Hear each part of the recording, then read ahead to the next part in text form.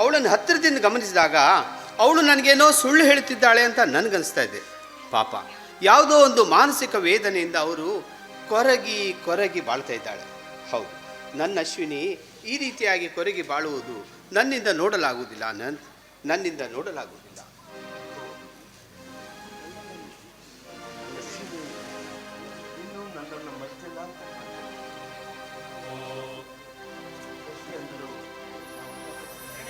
ಪ್ರೇಮಗಳಲ್ಲಿ ಅದಕ್ಕೋಸ್ಕರ ಅಶ್ವಿನಿ ಈ ರೀತಿ ಅವನಿಗೆ ದಾಂಪತ್ಯ ಬರುತ್ತಾ ಇದ್ದಾರೆ.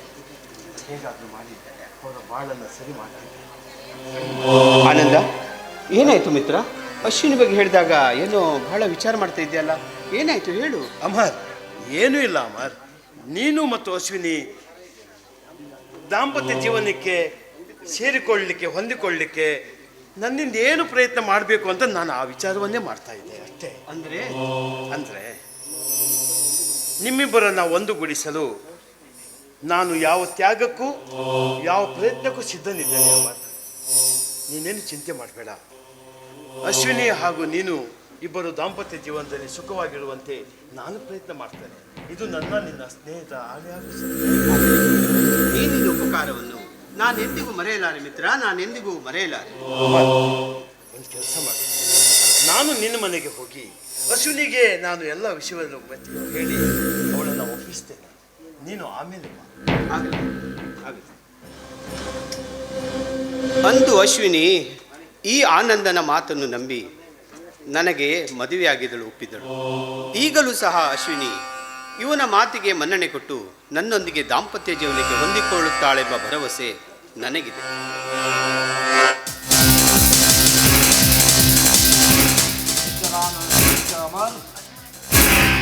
ನೀನು ನಿನ್ನ ಸ್ನೇಹಿತನ ಮೇಲೆ ನೀನಿಟ್ಟ ಆತ್ಮವಿಶ್ವಾಸವೇ ನನ್ನ ಜೀವದ ಆಹುತಿ ತೆಗೆದುಕೊಳ್ಳುತ್ತದೆ. ನೀವಿಬ್ಬರು ಮಾತನಾಡಿದ ವಿಷಯವೆಲ್ಲ ನಾನು ಕೇಳಿರುವೆ. ನಿನ್ನ ಸತಿ ಅಶ್ವಿನಿ ನಿನ್ನೊಂದಿಗೆ ದಾಂಪತ್ಯ ಜೀವನ ಹೊಂದಿಕೊಳ್ಳಲು ಏತಕ್ಕೆ ನಿರಾಕರಿಸುತ್ತಿರುವಳು ಎಂಬುದು ನಿನಗೆ ಗೊತ್ತಿಲ್ಲ. ಹೇಳುತ್ತೇನೆ ಕೇಳು. ಯಾರು ನೀನು? ನನ್ನ ಮಿತ್ರನ ಬಗ್ಗೆ ಈ ರೀತಿ ಅಸಹ್ಯ ಮಾತನಾಡುತ್ತಿರುವೆ? ನಾನು ನಿನ್ನ ಹಿತಚಿಂತಕನೆಂದು ಭಾವಿಸ್ಕೋ. ನೋಡು, ನೀವಿಬ್ಬರು ಮಾತನಾಡಿದ ವಿಷಯ ನಾನು ಕೇಳಿರುವೆ. ಆದರೆ ನಿನ್ನ ಸತಿ ನಿನ್ನೊಂದಿಗೆ ದಾಂಪತ್ಯ ಜೀವನ ಹೊಂದಿಕೊಳ್ಳಲು ಏತಕ್ಕೆ ನಿರಾಕರಿಸುತ್ತಿರುವಳು ಎಂಬುದು ನನಗೆ ಗೊತ್ತಿಲ್ಲ. ನಾನು ಹೇಳ್ತೀನಿ ಕೇಳು. ಮಿಸ್ಟರ್ ಅಮರ್, ಆ ಅಶ್ವಿನಿ ಪತಿವ್ರತೆ ಎಂದು ನೀನು ತಿಳಿದುಕೊಂಡಿದ್ರೆ ಅದು ನಿನ್ನ ಮೂರ್ಖತನ. ನಿನಗೆ ದೇಹ ಸುಖ ಕೊಡದೆ ಆನಂದನೊಂದಿಗೆ ರತಿ ಕ್ರೀಡೆ. ನೀನು ಏನು ಹೇಳುತ್ತಿರುವೆ ಎಂದು ನನಗೊಂದು ಅರ್ಥವಾಗುತ್ತಿಲ್ಲ ಮಿತ್ರ, ನನಗೊಂದು ಅರ್ಥವಾಗುತ್ತಿಲ್ಲ. ಅಂದರೆ ನನ್ನ ಪತ್ನಿ ಅಶ್ವಿನಿ ಮತ್ತು ನನ್ನ ಮಿತ್ರ ಆನಂದ ಅಮರ ಪ್ರೇಮಿಗಳು. ನೋಡು, ನಾನು ಹೇಳಿಕೊಳ್ಳುತ್ತೇನೆ. ನಾನು ಹೇಳುವುದನ್ನು ಸುಮ್ಮನೆ ಕೇಳ್ಕೊ. ನೋಡು, ನಿನ್ನ ಸತಿ ಅಶ್ವಿನಿ ಆನಂದನೊಂದಿಗೆ ರತಿ ಕ್ರೀಡೆ ಆಡುತ್ತಿರೋಳು. ನಿನ್ನ ಆಸ್ತಿ ಅಶ್ವಿನಿ ಹೆಸರಿಗೆ ಆಗಿ ಆನಂದನ ಹೆಸರಿಗೆ ಆಗುತ್ತದೆ. ಆಗ ನಿನ್ನನ್ನು ಮುಗಿಸಿದರೆ ನಿನ್ನ ಸರ್ವ ಆಸ್ತಿ ಆನಂದನ ಹಸ್ತಗತವಾಗುತ್ತದೆ. ಅದಕ್ಕೆ ಅವರು ಈ ನಾಟಕ ಮಾಡಿದ್ದಾರೆ. ಹೆಸರಿಗೆ ಮಾತ್ರ ನೀನು ಅಶ್ವಿನಿ ಗಂಡ. ಆದರೆ ನಿನಗೆ ದೇಹ ಸುಖ ನೀಡಲು ನಿರಾಕರಿಸಿ ವಿಟನಾದ ಆನಂದನೊಂದಿಗೆ ರತಿಗಿಡೆ ಆಡುತ್ತಿರುವಳು. ನೋಡೋ, ನೀನು ಬೆಳ್ಳಗಿರುವುದೆಲ್ಲ ಹಾಲೆಂದು ಕುಡಿಯಲು ಹೊತ್ತಿರುವಿ. ಅದೇ ಹಾಲು ವಿಷವಾಗಿ ನಿನ್ನ ಹೊಟ್ಟೆಯಲ್ಲಿ ಸೇರಿ ನಿನ್ನನ್ನು ಬಲಿ ತೆಗೆದುಕೊಳ್ಳುವುದರಲ್ಲಿ ಸಂದೇಹವೇ ಇಲ್ಲ. ಇಲ್ಲ, ಈ ಮಾತನ್ನು ನಾನೆಂದಿಗೂ ನಂಬುವುದಿಲ್ಲ. ಒಂದೊಮ್ಮೆ ಅಶ್ವಿನಿ ಮತ್ತು ಆನಂದ ಪರಸ್ಪರ ಪ್ರೀತಿಸುತ್ತಿದ್ದರೆ ಆನಂದ ಅಶ್ವಿನಿಯನ್ನು ನನಗೆ ಯಾಕೆ ಮದುವೆ ಮಾಡಿಕೊಡ್ತಿದ್ದ ಹೇಳು. ಅವರು ನಿನ್ನನ್ನು ಮುಗಿಸ್ಲಿಕ್ಕೆ ಹೊಂಚಾಗ್ತಾ ಇದ್ದಾರೆ. ನಾನು ಕೇಳಿದ್ದನ್ನು ಸರಿಯಾಗಿ ನೀನು ತಲೆಯಲ್ಲಿ ಹಾಕೋ. ನೋಡು, ಅಂತ ವಂಚಕರಿಬೇಕಾದ್ರೆ ಆ ಇಬ್ಬರು ಪ್ರೇಮಿಗಳನ್ನ ಮುಗಿಸಬೇಕು. ಇಲ್ಲ ಅಂದರೆ ನೀನು ಹೇಳುವ ಮಾತಿನರ್ಥ, ನೀನು ಬದುಕುವ ಆಸೆ ನಿನಗಿದ್ದರೆ ನೀನು ಅಶ್ವಿನಿ ಮತ್ತು ಆನಂದನನ್ನ ಈ ಲೋಕದಿಂದ ಮುಕ್ತಿ ಹೊಂದಬೇಕು. ಅಂತ ನಾನು ಅವರನ್ನು ಕೊಲೆ ಮಾಡಬೇಕೆ? ನಿನಗೆ ಬದುಕುವ ಆಸೆ ಇದ್ದರೆ ನೀನು ಅವರನ್ನ ಕೊಲೆ ಮಾಡಬೇಕು. ನಿನಗೆ ಬದುಕುವ ಆಸೆ ಇರದಿದ್ದರೆ ನೀನು ಅಶ್ವಿನಿ ಮತ್ತು ಆನಂದ ರಚಿಸಿದ ಜಾಲದಲ್ಲಿ ಬಿದ್ದು ವಿಲವಿಲನೆ ಒದ್ದಾಡಿ ಸಾಯಬೇಕು. ನೋಡೋ, ನಾನು ಹೇಳಿದ ವಿಷಯ ಚೆನ್ನಾಗಿ ವಿಚಾರ ಮಾಡಿ ನಿರ್ಧಾರ ತೆಗೆದುಕೊಳ್ಳುವುದು ನಿನಗೆ ಸೇರಿದ್ದು. ನಾನಿನ್ನು ಬರ್ತೀನಿ.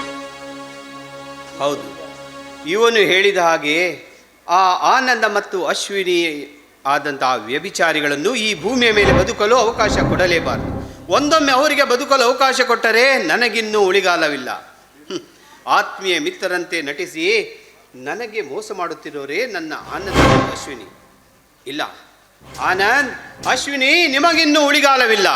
ಇದು ನಿಮ್ಮ ಪಾಲಿನ ಯಮನಾಗಿ ಈ ಅಮರ ಬರುತ್ತಿದ್ದಾನೆ, ಸಿದ್ಧರಾಗಿ ಆ ಯಮಪುರಕ್ಕೆ ಹೋಗಲು.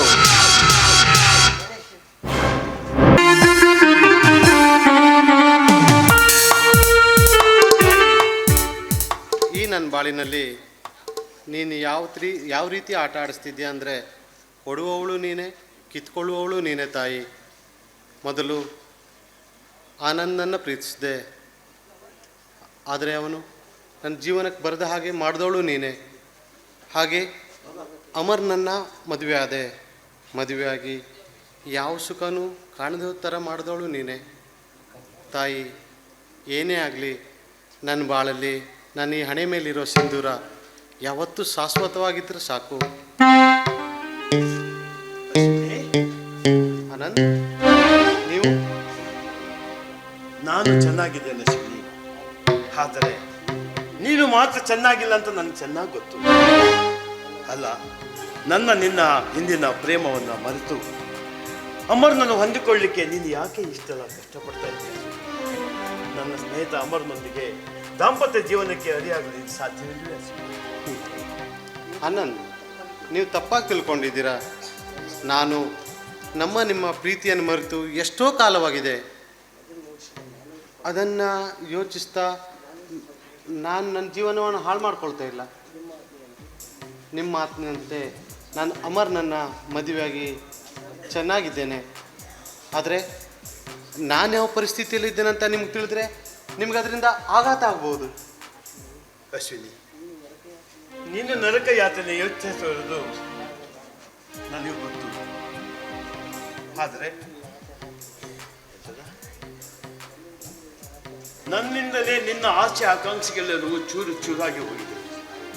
ಆದರೆ ನನ್ನ ಈ ಒಂದು ಪ್ರಯತ್ನಕ್ಕೆ ಒತ್ತಡಕ್ಕೆ ಮಣಿದು ನೀನು ಅಮರನನ್ನು ಮದುವೆಯಾಗಿ ಅಮರನ ದಾಂಪತ್ಯ ಜೀವನಕ್ಕೆ ತೊಂದರೆ ಕೊಟ್ಟು ಅವನನ್ನು ಮಾತ್ರ ಶಿಕ್ಷಿಸಬೇಡ ಅಶ್ವಿನಿ, ಅವನನ್ನು ಮಾತ್ರ ಶಿಕ್ಷಿಸಬೇಡ. ಆನಂದ್, ಯಾವ ಹೆಣ್ಣು ತನ್ನ ಜೀವನವನ್ನು ತಾನೇ ಹಾಳು ಮಾಡ್ಕೊಳ್ಳಲ್ಲ.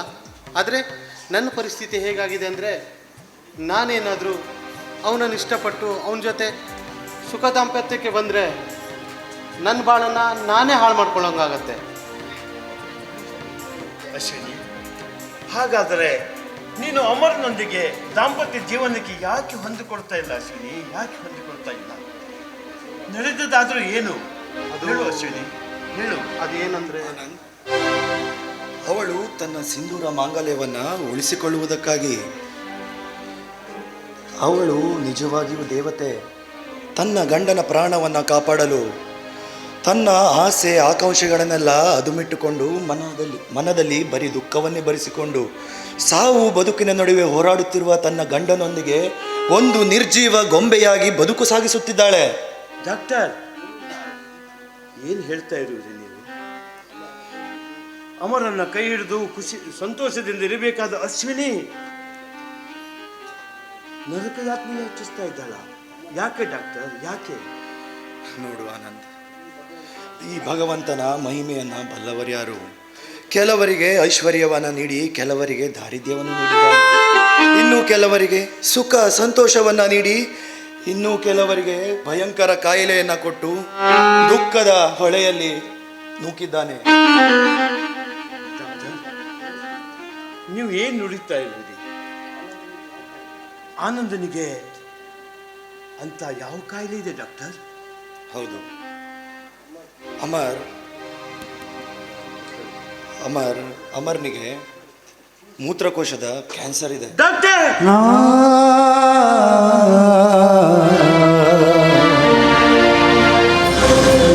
ನನ್ನ ಸ್ನೇಹಿತ ಅಮರ್ನಿಗೆ ಮೂತ್ರಕೋಶದ ಕ್ಯಾನ್ಸರ್ವೇ. ಛೇ, ಡಾಕ್ಟರ್, ಈ ವಿಷಯ ನಿಮ್ಗೆ ಗೊತ್ತಿದ್ರು ಅಮರ್ನಿಗೆ ಈ ವಿಷಯ ಏನಾದ್ರು ಗೊತ್ತಿದೆಯಾ ಡಾಕ್ಟರ್? ಇಲ್ಲ. ಅದಾಗ್ಲೂ ಅಶ್ವಿನಿಯನ್ನ ಯಾಕೆ ಡಾಕ್ಟರ್ ನೀವು ಮದುವೆ ಆಗ್ಲಿಕ್ಕೆ ಒಪ್ಪಿಗೆ ಕೊಟ್ರಿ ಡಾಕ್ಟರ್? ಈ ವಿಷಯ ನಿಮ್ಗೆ ಗೊತ್ತಿದ್ದಾಗ ಆ ಮದುವೆನ ಅದನ್ನು ತಡೆಯಬಹುದಾಗಿತ್ತಲ್ಲ ಡಾಕ್ಟರ್?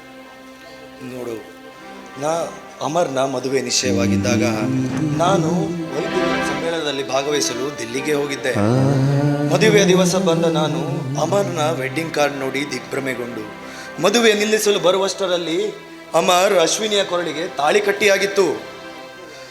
ಅದಕ್ಕೆ ವಿಚಾರ ಮಾಡಿ ಅಶ್ವಿನಿಯನ್ನ ಕರೆದು ಎಲ್ಲ ವಿಚಾರವನ್ನು ತಿಳಿಸಿ, ಯಾವುದೇ ಕಾರಣಕ್ಕೂ ನೀನು ನಿನ್ನ ದೇಹ ಸುಖವನ್ನು ಅಮರ್ನಿಗೆ ನೀಡದೆ ಈ ಒಂದು ರಹಸ್ಯವನ್ನ ಮುಚ್ಚಿಡುವಂತೆ ಅವಳಿಂದ ಆಣೆ ಮಾಡಿಸಿದ್ದೆ. ಅಂತ ಮಹಾಕಾಯಿಲೆ ಅಮರನಿಗೆ ಬಂದದ್ದು ನಿಜವಾಗ್ಲೂ ದೈವಚಿತ್ತ ಡಾಕ್ಟರ್. ಡಾಕ್ಟರ್, ಅಮರನಿಗೆ ಶಸ್ತ್ರಚಿಕಿತ್ಸೆ ಮಾಡದೆ ನಮ್ಮ ಅಮರನನ್ನು ಬದುಕಿಸ್ಕೊಳ್ಳಿಕ್ಕೆ ಸಾಧ್ಯ ಇಲ್ವಾ ಡಾಕ್ಟರ್? ಸಾಧ್ಯವಿದೆ, ನನ್ನ ಸಾಧ್ಯವಿದೆ. ಅಮರ್ನಿಗೆ ಶಸ್ತ್ರಚಿಕಿತ್ಸೆ ಮಾಡಿದರೆ ಅವನು ಬದುಕಲಬಹುದು, ಇಲ್ಲ ಆ ದೇವರ ಪ್ರೀತಿಗೆ ಪಾತ್ರರಾಗಬಹುದು. ಹಾಗಂತ ನೀವು ಭಯಪಡುವ ಅಗತ್ಯವಿಲ್ಲ. ನನಗೆ ಆತ್ಮವಿಶ್ವಾಸವಿದೆ. ಆನಂದ್ ಈ ಒಂದು ಶಸ್ತ್ರಚಿಕಿತ್ಸೆಯಲ್ಲಿ ಜಯ ಹೊಂದಿ ಅಶ್ವಿನಿಯ ಸಿಂಧೂರವನ್ನು ಉಳಿಸುತ್ತಾನೆಂದು. ಅಂದ ಹಾಗೆ ಆನಂದ್, ಈ ಒಂದು ವಿಷಯವನ್ನ ನಿನ್ನ ಸ್ನೇಹಿತ ಅಮರ್ನಿಗೆ ತಿಳಿಸಿದೆ. ಈ ಒಂದು ರಹಸ್ಯವನ್ನ ಮುಚ್ಚಿಡಬೇಕು. ಸಮಯ ಬಂದಾಗ ನಾನೇ ಅವನಿಗೆ ತಿಳಿಸುತ್ತೇನೆ. ಹಾಗೆ ಡಾಕ್ಟರ್, ಹಾಗೆ. ಹೇ ದೇವ, ನಾನು ಎಂಥ ಪಾಪಿ. ನಿರ್ಮಲ ಮನಸ್ಸಿನ ಅಶ್ವಿನಿಯನ್ನ ಪ್ರೀತಿಸಿದ್ರು ಸ್ನೇಹಿತನಿಗಾಗಿ ನನ್ನ ಅಶ್ವಿನಿಯನ್ನ ನಾನು ದೂರ ಮಾಡಿದೆ. ಅಶ್ವಿನಿ, ನನ್ನನ್ನು ಕ್ಷಮಿಸಿದ್ರು. ಅಶ್ವಿನಿ, ದಯವಿಟ್ಟು ನನ್ನನ್ನು ಕ್ಷಮಿಸಿ. ದೈವದ ಅಣತಿ ಮುಂದೆ ನಾವೆಲ್ಲ ಯಾರು? ಅವನು ಹೇಗೆ ಆಡಿಸ್ತಾನೋ ಹಾಗೆ ಆಡ್ಬೇಕಾದ ನಮ್ಮ ಕರ್ತವ್ಯ. ನೋಡೋಣ ದೇವ್ರು ಏನು ಮಾಡ್ತಾನೆ. ಡಾಕ್ಟರ್, ನನ್ನ ಅಮರ್ ಬದುಕಬೇಕು. ಅದೆಷ್ಟೇ ಖರ್ಚಾದ್ರೂ ಸರಿ, ಯಾವ ವಿಷಯವಾದ್ರೂ ಸರಿ, ಅವನು ಬೆನ್ನಾಗಿ ನಾನಿರ್ತೇನೆ. ನಾನಿರ್ತೇನೆ. ನೀವಿಷ್ಟು ಭರವಸೆ ಕೊಟ್ಟರೆ ಸಾಕು. ಅಶ್ವಿನಿ, ಧೈರ್ಯವಾಗಿರಮ್ಮ. ಯಾವುದನ್ನು ಮನಸ್ಸಿಗೆ ಹಚ್ಕೊಂಡ್ಬೇಡ.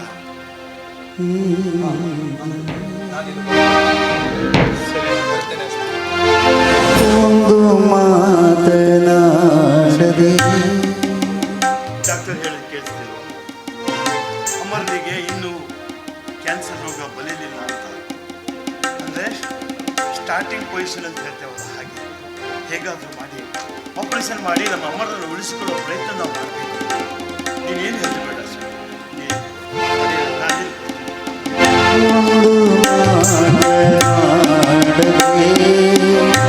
ಮೌನ ಪ್ರೀತಿ ಮಾಡಿದೆ ಎಂದು ಮಾತನಾಡದೆ. ಆ ವಜ್ರಕಾಂತನ ಮಾತನ್ನು ನಂಬಿ ಕ್ಷಣಾರ್ಧದಲ್ಲಿ ನಾನು ಎಂಥ ಘೋರ ಕೃತ್ಯವೆಸಗುತ್ತಿದ್ದೆ. ಪಾಪ, ಆ ಅಶ್ವಿನಿ ಮತ್ತು ಆನಂದ ಎಂತಹ ತ್ಯಾಗ ಜೀವಿಗಳು, ಎಂತಹ ಭಾವನಾ ಜೀವಿಗಳು. ಹೌದು, ನನ್ನನ್ನು ಮನಸಾರೆ ಪ್ರೀತಿಸಿದ ಅಶ್ವಿನಿ ನನ್ನೊಂದಿಗೆ ದೈಹಿಕ ಸುಖ ನೀಡದಿದ್ದರೂ ಪರವಾಗಿಲ್ಲ, ಬಾಧೆಯಾಗಿ ನನ್ನ ಜೊತೆಗಿದ್ದಾಳೆ. ಆದರೆ ಒಂದೊಮ್ಮೆ ನನಗಿರುವ ಕಾಯಿಲೆಯಿಂದ ನಾನು ಮರಣಪಟ್ಟರೆ ನನ್ನ ಅಶ್ವಿನಿ ವಿಧವೆಯಾಗಿ ಬಾಳುತ್ತಾಳೆ, ವಿಧವೆಯಾಗಿ ಕೊರಗಿ ಬಾಳುತ್ತಾಳೆ. ಇಲ್ಲ, ನನ್ನ ಅಶ್ವಿನಿ ವಿಧವೆಯಾಗಬಾರದು. ಅವಳು ಸೌಭಾಗ್ಯವತಿಯಾಗಿಯೇ ಇರಬೇಕು.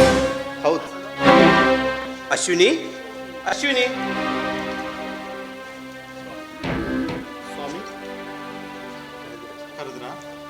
ಹೌದು ಅಶ್ವಿನಿ, ನೋಡು, ನೀನು ನನ್ನೊಂದಿಗೆ ಮದುವೆಯಾಗಿ ಇಷ್ಟು ದಿನಗಳಾದರೂ ನೀನು ಪಡುತ್ತಿರುವ ಮಾನಸಿಕ ವೇದನೆ ಎಂಬುದು ನನಗೆ ಚೆನ್ನಾಗಿ ಗೊತ್ತು ಅಶ್ವಿನಿ. ನೀನು ಸದಾ ಈ ಕಣ್ಣೀರಲ್ಲಿ ಕೈ ತೊಳೆದು ನೋಡಿ ನನಗೆ ತುಂಬ ಬೇಸರವಾಗುತ್ತಿದೆ ಅಶ್ವಿನಿ, ತುಂಬ ಬೇಸರವಾಗುತ್ತಿದೆ. ಸ್ವಾಮಿ, ಹಾಗೇನಿಲ್ವಲ್ಲ, ನಾನು ಚೆನ್ನಾಗಿದ್ದೇನಲ್ಲ. ಅಶ್ವಿನಿ, ಗುಟ್ಟನ್ನು ಹೆಚ್ಚು ದಿನ ಮುಚ್ಚಿಡಲು ಸಾಧ್ಯವಿಲ್ಲಮ್ಮ, ಹೆಚ್ಚು ದಿನ ಮುಚ್ಚಿಡಲು ಸಾಧ್ಯವಿಲ್ಲ. ಅದು ಒಂದಲ್ಲ ಒಂದು ದಿನ ರಟ್ಟಾಗಲೇಬೇಕು ಅಶ್ವಿನಿ, ರಟ್ಟಾಗಲೇಬೇಕು. ನೋಡು, ನೀನು ಯಾವ ವಿಷಯವನ್ನು ನನ್ನಿಂದ ಮುಚ್ಚಿಡಲು ಪ್ರಯತ್ನಿಸುತ್ತಿದೆಯೋ ಆ ವಿಚಾರವನ್ನು ನಾನಿಂದು ಕಿವಿಹಾರಿ ಕೇಳಿಸಿಕೊಂಡಿರುವೆ. ನೋಡು ಅಶ್ವಿನಿ, ನೀನು ಯಾವುದೇ ಕಾರಣಕ್ಕೆ ವಿಧವೆ ಆಗಬಾರ್ದು. ಅದಕ್ಕಾಗಿ ನಾನು ನಿನ್ನಲ್ಲಿ ಒಂದು ಮಾತು ಹೇಳುತ್ತೇನೆ, ನೀನು ಅದನ್ನು ನಡೆಸಿಕೊಡಬೇಕು. ಡಾಕ್ಟ್ರು ಆಪರೇಷನ್ ಮಾಡಿದ್ರೆ ಅದು ಸರಿಯಾಗತ್ತೆ ಅಂತ ಹೇಳಿದ್ದಾರೆ. ಅಶ್ವಿನಿ, ಡಾಕ್ಟ್ರ್ ಹೇಳ್ತಾರಮ್ಮ, ಡಾಕ್ಟ್ರ್ ಹೇಳ್ತಾರೆ. ನೋಡು, ಶಸ್ತ್ರಕ್ರಿಯೆಯಲ್ಲಿ ನನ್ನನ್ನು ಬದುಕಿಸುವುದು ಅಥವಾ ನನ್ನನ್ನು ಆ ಪರಮಾತ್ಮನಲ್ಲಿ ಕರೆದುಕೊಂಡುವುದು ಆ ಭಗವಂತನ ಕೈಲಿದೆ ಅಶ್ವಿನಿ, ಭಗವಂತನ ಕೈಲಿ. ಈ ಜೀವನ ಎನ್ನುವುದು 3 ದಿನದ ಸಂತೆ ಅಶ್ವಿನಿ, 3 ದಿನದ ಸಂತೆ. ಹುಟ್ಟಿದ ಪ್ರತಿಯೊಬ್ಬರೂ ತಾನು ಈ ಭೂಮಿಯ ಮೇಲೆ ಬದುಕು ಸಾಗಿಸಿ ಈ ಬದುಕು ಜಾತ್ರೆಯಲ್ಲಿ ಒಂದು ದಿನ ಮುಗಿಸಿ ಹೋಗಲೇಬೇಕು. ನೋಡು ಅಶ್ವಿನಿ, ನೀನು ಹೇಳಿದ ಹಾಗೆ ಈ ಜೀವನ ಅನ್ನುವುದು 3 ದಿನ ಸಂತೆ. ಹುಟ್ಟುವುದು 1 ದಿನ, ಸಾಯುವುದು 1 ದಿನ. ನಡುವೆ ಈ ಜೀವನ ಅನ್ನುವುದು 1 ಕ್ಷಣ ಅಶ್ವಿನಿ, 1 ಕ್ಷಣ. ಹುಟ್ಟಿದ ಪ್ರತಿಯೋರ್ವ ಈ ವ್ಯಕ್ತಿಯು ತಾನಿನ್ನೂ ಬದುಕಬೇಕು, ತನ್ನ ಬಾಳು ಸುಖಕರವಾಗಬೇಕು ಎಂದು ಆಶಿಸುತ್ತಾಳೆ. ಅದೇ ರೀತಿ ಅವನನ್ನು ಕೈ ಹಿಡಿದ ಅವನ ಸತಿ ತನ್ನ ಗಂಡ ಸುಖವಾಗಿರಬೇಕು, ಅವನಿಂದ ತಾನು ಪಡೆದ ತನ್ನ ತಾಳಿ, ತಾನು ಮುಡಿದುಕೊಂಡ ಮಲ್ಲಿಗೆ, ಧರಿಸಿದ ಸಿಂಧೂರ ಸದಾ ಶಾಶ್ವತವಾಗಿರಬೇಕು, ಸ್ಥಿರವಾಗಿರಬೇಕೆಂದು ಬಯಸುತ್ತಾಳೆ ಅಶ್ವಿನಿ, ಸ್ಥಿರವಾಗಿರಬೇಕೆಂದು ಬಯಸುತ್ತಾಳೆ. ಹೌದು ಸ್ವಾಮಿ, ನಾನು ಕೂಡ ನನ್ನ ಈ ತಾಳಿ ಭಾಗ್ಯ ಸಿಂಧೂರ ಯಾವತ್ತೂ ಗಟ್ಟಿಯಾಗಿರಲಿ ಅಂತ ಆ ಭಗವಂತನಲ್ಲಿ ಪ್ರಾರ್ಥಿಸ್ಕೊಳ್ತೇನೆ. ಅಶ್ವಿನಿ, ನೀನು ನಿನ್ನ ತಾಳಿಯ ಭಾಗ್ಯ ನಿಜವಾಗಿಯೂ ಬಯಸ್ತಾ ಇದ್ದೆ ಅಂದರೆ, ಮಾನಸಿಕವಾಗಿ ಬಯಸ್ತಾ ಇದ್ದೆ ಅಂದರೆ, ಈಗ ನೀನು ನನಗೊಂದು ವಚನ ಕೊಡಬೇಕು. ಅಷ್ಟೇ ಅಲ್ಲ, ನೀನೊಂದು ತ್ಯಾಗಕ್ಕೂ ಸಿದ್ಧಳಾಗಬೇಕು. ನನ್ನ ಈ ಸಿಂಧೂರ, ಈ ಮಾಂಗಲ್ಯ ಗಟ್ಟಿಯಾಗಿರತ್ತೆ ಅನ್ನೋದಾದರೆ ನಾನು ಯಾವ ತ್ಯಾಗಕ್ಕೂ ಸಿದ್ಧ. ನಿಮ್ಗೆ ಯಾವ ವಚನ ಕೊಡಲು ನಾನು ಬದ್ಧ. ನೋಡು ಅಶ್ವಿನಿ, ಒಂದೊಮ್ಮೆ ನನ್ನ ಶಸ್ತ್ರಕ್ರಿಯೆಯಲ್ಲಿ ನಾನು ಆ ದೇವನ ಪಾದಕ್ಕೆ ಸೇರಿದೆ. ದಯವಿಟ್ಟು ಅಶ್ವಿನಿ, ನೀನು ಮಾತ್ರ ವಿಧವೆಯಾಗ, ನೀನು ಮಾತ್ರ ವಿಧವೆಯಾಗ. ನನ್ನ ಮಿತ್ರ ಆನಂದನ ಕೈ ಹಿಡಿದು ನೀನು ಸೌಭಾಗ್ಯ ಇದೇನು ಮಾತಾಡ್ತಿದ್ದೀರಾ ನೀವು? ಇದೇನು ಮಾತಾಡ್ತಿದ್ದೀರಾ? ನನಗೆ ವಿಶ್ವಾಸ ಇದೆ, ನೀವು ಆಪರೇಷನ್ನಲ್ಲಿ ಗುಣಮುಖ ಆಗ್ತೀರಂತ ನನಗೆ ವಿಶ್ವಾಸ ಇದೆ ಸ್ವಾಮಿ. ಇಲ್ಲ, ನೋಡು, ಇಲ್ಲ ಅಂತ ಹೇಳಿ ನನ್ನ ಮನಸ್ಸನ್ನು ನೋಯಿಸಬೇಡ ಅಶ್ವಿನಿ, ನನ್ನ ಮನಸ್ಸನ್ನು ನೋಯಿಸಬೇಡ. ಆನಂದ ಪರಪುರುಷನಲ್ಲ, ನೀವಿಬ್ಬರು ಪ್ರೇಮಿಸಿದ ಪ್ರೇಮಿಗಳು. ನೋಡು, ನೀನು ಆನಂದನನ್ನು ಮದುವೆ ಆದರೆ ಈ ಅಮರನ ಆತ್ಮಕ್ಕೆ ಶಾಂತಿ ಸಿಗುತ್ತದೆ, ಅಮರನ ಆತ್ಮಕ್ಕೆ ಶಾಂತಿ ಸಿಗುತ್ತದೆ. ಆಗಲಿ ಸ್ವಾಮಿ, ನೀವು ಹೇಳಿದ ಮಾತನ್ನು ನಾನು ಯೋಚಿಸ್ತೇನೆ. ನೀವು ಸಂತೋಷವಾಗಿರುವುದಾದರೆ ನಾನು ಆ ಮಾತನ್ನು ನೆರವೇರಿಸ್ಕೊಡ್ತೇನೆ. ಅಶ್ವಿನಿ, ನೋಡು, ನಾನು ಈ ವಿಚಾರವನ್ನು ನನ್ನ ಮಿತ್ರನಾದ ಆನಂದಿಗೂ ಹೇಳುತ್ತೇನೆ. ಅವನು ನನ್ನ ಪ್ರೀತಿಯ ಬಂಧನದಲ್ಲಿ ಸಿಲುಕಿ ಈ ಮಾತನ್ನು ನಡೆಸಿಕೊಡುತ್ತಾನೆಂಬ ವಿಶ್ವಾಸ ನನಗಿದೆ. ಖಂಡಿತವಾಗಿ ಅವನು ಮಾತನ್ನು ನಡೆಸಿಕೊಡ್ತಾನೆ. ನೀನು ಸಹ ನನ್ನ ಪತ್ನಿಯಾಗಿ ನನಗೆ ವಚನ ಕೊಟ್ಟಿರುವೆ. ನೋಡು, ನೀನು ಈ ಮಾತನ್ನು ನಡೆಸಿಕೊಡಲೇಬೇಕು. ಇದು ನನ್ನ ಆಜ್ಞೆ, ನೆನಪಿಡು. ಆಗಲಿ ಸ್ವಾಮಿ, ನಿಮ್ಮ ಈ ಮಾತನ್ನು ನಾನು ನಡೆಸ್ಕೊಡ್ತೇನೆ. ಓ ದೇವ್ರೆ, ಮೊದಲು ಗಂಟು ಹಾಕೋಳು ನೀನೇ, ನಂತರ ಗಂಟು ಬಿಡಿಸೋಳು ನೀನೇ. ನೋಡೋಣ ಜೀವನ ಎಲ್ಲಿಗೆ ಹೋಗಿ ಮುಟ್ಟತ್ತೆ ಅಂತ. ಅರಿಶಿನ ಕುಂಕುಮ ಭಾಗ್ಯದ ಸಂಗಮ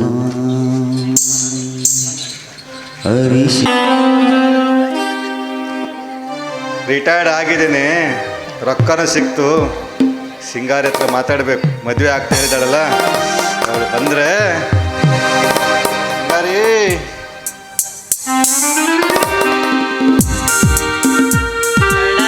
ದಾಟಿ ಬಂದ ಕುದುರೆ ಏರಿ ಬಂದ ನನ್ನ ಹೃದಯದ ಚೋರ. ನೀನೇ ರಾಜಕುಮಾರ, ನೀನೇ ರಾಜಕುಮಾರ. ಏನ್ರಿ ಹವಾಲ್ದಾರ್ ಸಾಹೇಬ್ರ, ಭಾಳ ಚೆನ್ನಾಗಿ ಕಾಣ್ತಿದ್ರಲ್ರಿ. ಸಿಂಗಾರಿ, ಮುಂಚಾಗ್ತಾ ಇದೆ. ಸಿಂಗಾರಿ, ನಂಗೊಂದು ಹಾಡನ್ನು ಬರ್ತದೆ. ಹೇಳು. ನೀಲವ್ವರ ನಾ ಡ್ರೈವರ. ಇಲ್ಲ,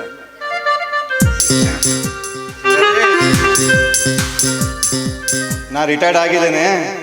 ಹೌದಾ? ಹಾ. ಎಷ್ಟು ಹಣ ಸಿಕ್ತ್ರಿ? 30 ಲಕ್ಷ. 30 ಲಕ್ಷ ಯಾವಾಗ ನನ್ನ ಹೆಸ್ರಿಗೆ ಮಾಡ್ತೀರಿ? ಹಾಂ, ಮಾಡ್ತೀನಿ. ಯಾವಾಗ? ಒಂದೆಲ್ಲವೂ ನಿನ್ನ ಹೆಸರಿಗೆ ಮಾಡ್ತೀನಿ. ಆದರೆ ಒಂದು ಕಂಡೀಷನ್ ಐತಿ. ಏನು? ನೀನು ಮೊದಲು ನನಗೆ ಮದುವೆ ಆಗಬೇಕು. ಮೊದಲು ದುಡ್ಡು ನನ್ನ ಹೆಸ್ರಿಗೆ ಮಾಡ್ರಿ, ನಾನು ಮದುವೆ ಆಗ್ತೀನಿ.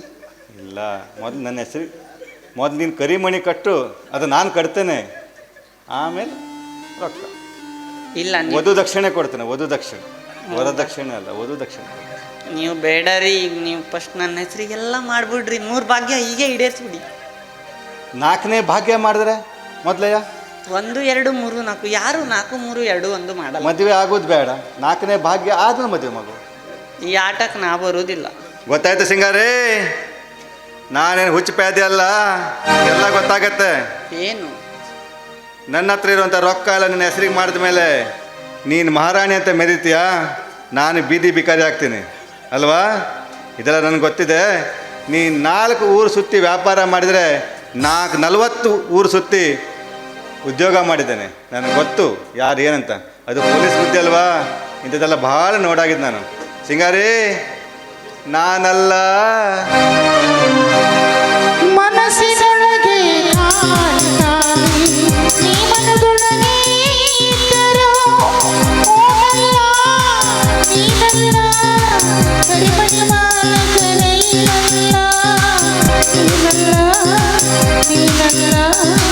ಕರಿಮಣಿ ಮಾಲಕ ನೀನಲ್ಲ,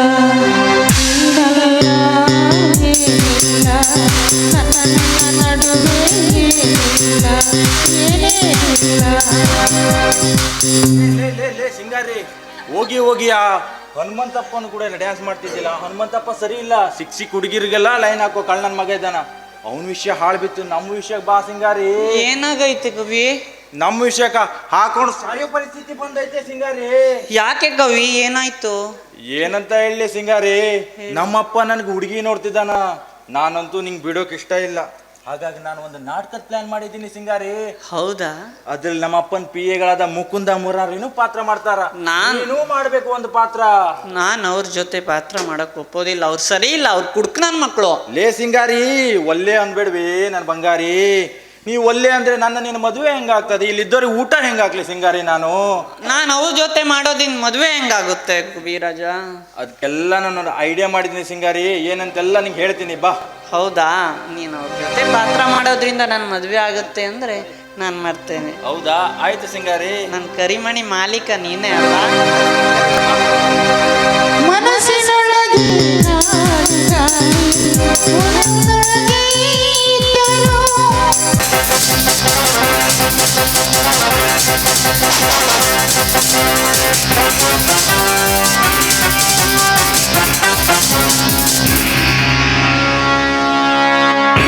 ಕಾಂತ,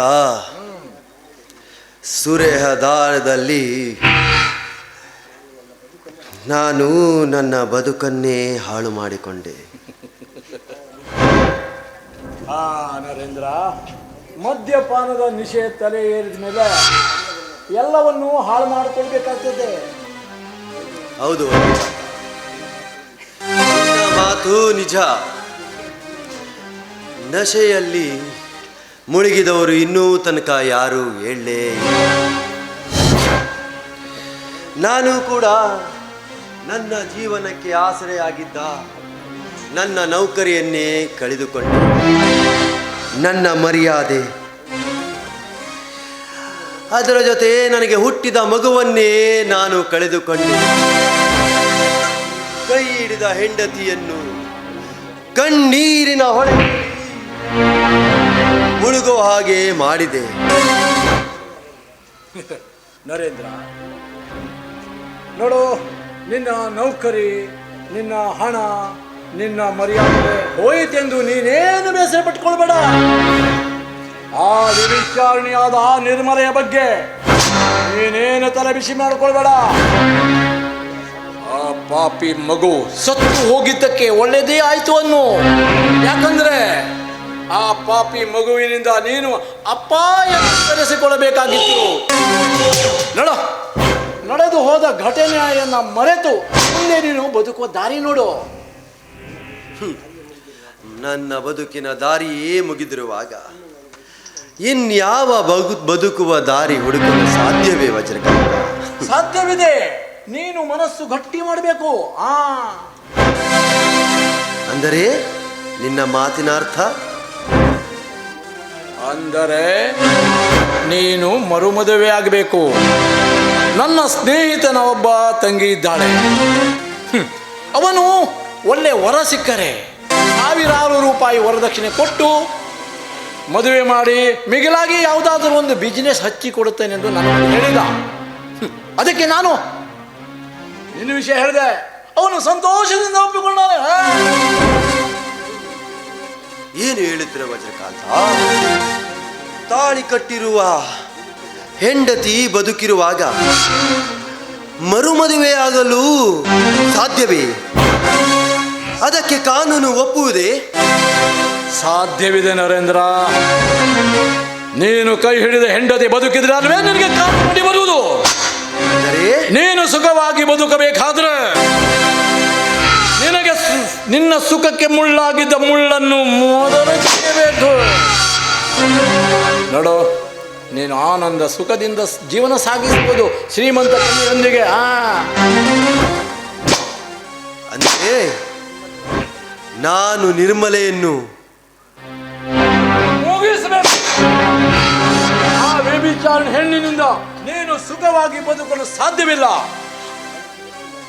ಮನಸ್ಸು ಗಟ್ಟಿ ಮಾಡಿ ನೀನು ಅವಳನ್ನು ಮುಗಿಸಿ ಪತಿವ್ರತೆಯಾದ ಶ್ರೀಮಂತ ಕನ್ಯೆಯನ್ನು ಮದುವೆಯಾಗು. ಆನಂದದಿಂದ ಸುಖದಿಂದ ಜೀವನ ಸಾಗಿಸಬಹುದು. ಹೌದು, ಹೇಳಿದ ವಿಷಯ ಚೆನ್ನಾಗಿ ವಿಚಾರ ಮಾಡಿಕೊಂಡು. ಹೌದು ವಜ್ರಕಾಂತ, ಹೌದು ವಜ್ರಕಾಂತ, ಹೌದು. ಆ ಕುಲೆಗಟ್ಟ ನಿರ್ಮಲೆಯಿಂದ ನನಗ್ಯಾವ ಸುಖವೂ ಇಲ್ಲ. ನನ್ನ ಸುಖಕ್ಕೆ ಅಡ್ಡಿ ಬರುವ ಆ ಆನಂದನೂ ಉಳಿಯಬಾರದು. ಆದರೆ ಆ ನಿರ್ಮಲೆಯನ್ನು ಮುಗಿಸುವುದು ಹೇಗೆ? ನರೇಂದ್ರ, ಆ ವಿಷಯ ನಾನು ಇಲ್ಲಿ ಹೇಳಲಾರೆ. ಬಾರಿನಲ್ಲಿ ನಿನಗೆ ಹೇಳುತ್ತೇನೆ. ನಿನಗೆ ಒಳ್ಳೆ ಐಡಿಯಾ ಕೊಡ್ತೇನೆ. ಹೇಗೆ? ಕಮಾನ್.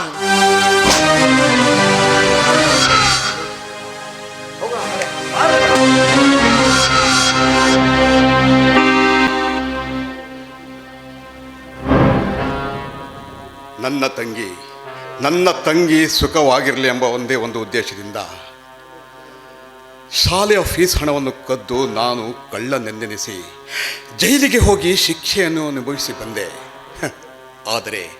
ಆದರೆ ನಾನು ಅಂದು ಜೈಲಿಗೆ ಹೋಗುವಾಗ ನನ್ನ ತಂಗಿ ತುಂಬು ಗರ್ಭಿಣಿಯಾಗಿದ್ದ ನನ್ನ ತಂಗಿ ಇಂದು ಮುದ್ದಾದ ಮಗುವನ್ನು ಜನಿಸಿರಬಹುದು. ನನ್ನ ತಂಗಿಯ ಮುದ್ದು ಮುಖವನ್ನು ನಾಡಲು ನನ್ನ ಮನಸ್ಸು ಹಪಹಪಿಸುತ್ತಿದೆ, ತವಕತ್ತಿಸುತ್ತಿದೆ. ತಂಗಿ ನಿರ್ಮಲಾ, ನಾನು ಬರ್ತೀನಿ, ಬೇಗ ಬರ್ತಾ ಇದ್ದೀನಿ.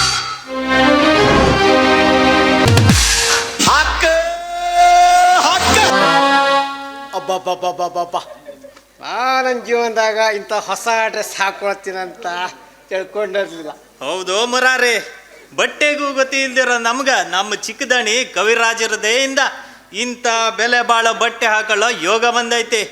ನೋಡ ಮುರಾರಿ, ಈಗ ನಮ್ಮ ದೊಡ್ಡ ದಣಿ ದಳಪತಿಯವ್ರ ಮುಂದೆ ಹೋಗಿ ಹುಡುಗಿಯ ಶ್ರೀಮಂತ ತಂದೆ ಹಂಗೆ ಪಾತ್ರ ಮಾಡಬೇಕು. ಅದೇನು ದೊಡ್ಡ ಬಿಟ್ಬಿಡು, ಆಗ ನಾನು ನಾಟಕ ಮಾಡಿ ಕಾಣಿಸ್ತೀನಿ.